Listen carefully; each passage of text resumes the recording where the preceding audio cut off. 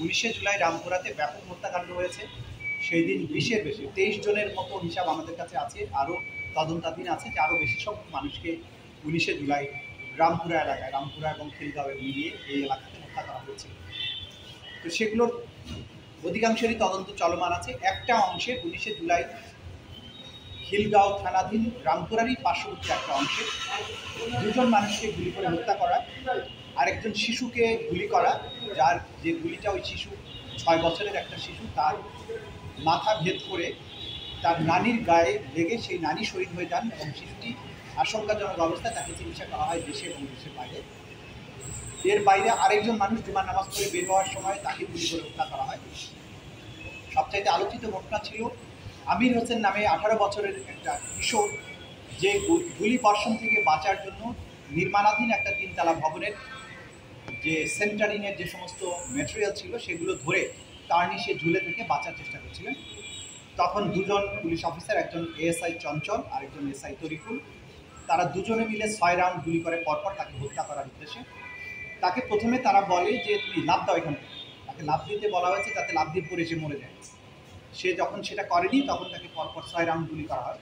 আপনারা বুঝতেই পারছেন 6 রাউন্ড গুলি করার অর্থ হচ্ছে যে তাকে হত্যা করার উদ্দেশ্যে সেখানে ছিল। পরবর্তীতে এই 6 রাউন্ড গুলি করার ভিডিওটা সোশ্যাল মিডিয়ায়, মেইনস্ট্রিম মিডিয়ায় ভাইরাল হয়ে যায় এবং এর ভিত্তিতে পরবর্তী সময়ে যে 2 জন এই গুলি বর্ষণ করেছিল তাদের একজনকে গ্রেপ্তার করা সম্ভব হয়, আরেকজন পালিয়ে যেতে শুরু করে।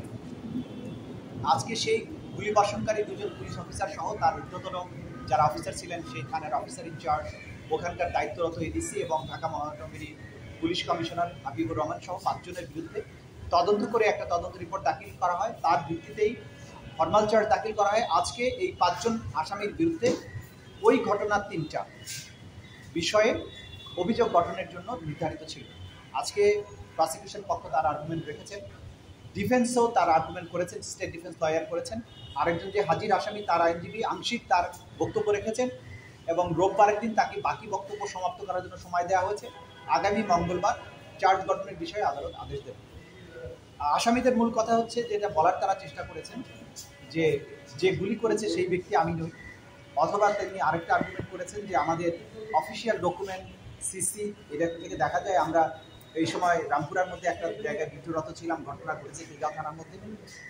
প্রসিকিউশনের ক্লিয়ার কেস হচ্ছে তাদের সিসি এবং অফিসিয়াল ডকুমেন্টে যা কিছুই থাকুক না কেন, তারা ওই ঘটনার সময় এক থানার পুলিশ আর এক থানার মধ্যে ঢুকে নির্মম হত্যাকাণ্ড সংঘটিত করেছে এবং সেটা করেছে সারা দেশব্যাপী যে ওয়াইড স্প্রেড এবং সিস্টেম্যাটিক পদ্ধতিতে গণহত্যাটা চলছিল তার অংশ হিসেবে তারা করেছে। ফলে তারা কখনো তাদের নিজস্ব টেরিটোরিয়াল জুরিসডিকশনের মধ্যে থাকেনি। এটাই প্রসিকিউশনের কেস। আশা করছি আগামী মঙ্গলবার তাদের বিরুদ্ধে অভিযোগ গঠন হবে এবং আইন অনুযায়ী যথারীতি বিচার কার্য পরিচালিত হবে। আমরা দেখেছি যে 4 জন আসামির স্টেট ডিফেন্স আমির হোসেন তিনি বলেছেন যে আসলে একটা উদ্ধৃতি দিয়েছে যে হুজুর পিন্ডি হুজুর গাড়ি চাপানোর চেষ্টা করা হচ্ছে, যে তারা আসলে আন্দোলনকারীরা বরঞ্চ অগ্নিসংযোগ করেছে এবং তারা সরকারি দায়িত্ব পালন করেছে, কারণ অবৈধ আদেশ তারা পালন করে। এটা এই ব্যাপারে কী বলবে? এটাই প্রমাণের বিষয়, এটাই আদালতের মাধ্যমে সাক্ষ্য গ্রহণের মাধ্যমে প্রমাণিত হবে। এটা সেই গদবাঁধা কথা যেটা তার আসামিরা বলেন, সেটা তারা বলেছেন। এগুলো ধোপে টেকার মতো কিছু জিনিস না। আইনটা বুঝতে হবে। ক্রাইমস এগেইনস্ট হিউম্যানিটি একটা রাষ্ট্রযন্ত্র একটা সিস্টেম্যাটিক পদ্ধতিতে পুরো রাষ্ট্রযন্ত্র একটা সিভিলিয়ান পপুলেশনের উপরে হামলা চালিয়েছে। এটার নাম হচ্ছে ক্রাইমস এগেইনস্ট হিউম্যানিটি এবং এইটার পার্ট হিসেবে যেখানে যা অপরাধ হবে সবগুলোই ক্রাইমস এগেইনস্ট হিউম্যানিটি।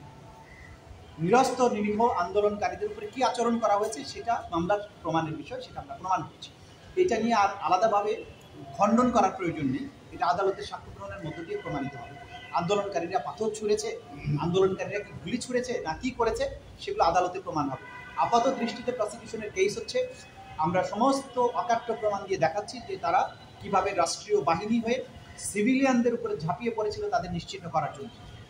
সে কারণে এটা ক্রাইমস এগেইনস্ট হিউম্যানিটি এবং যারাই অপরাধ জাতির নিরস্ত্র জনগণের সাথে করেছে তাদের সঠিক বিচার প্রাপ্তি অর্থাৎ সঠিক শাস্তি পাওয়ার যে বিষয়টা সেটা এনশিওর করাই প্রসিকিউশনের কাজ। আমরা সেটা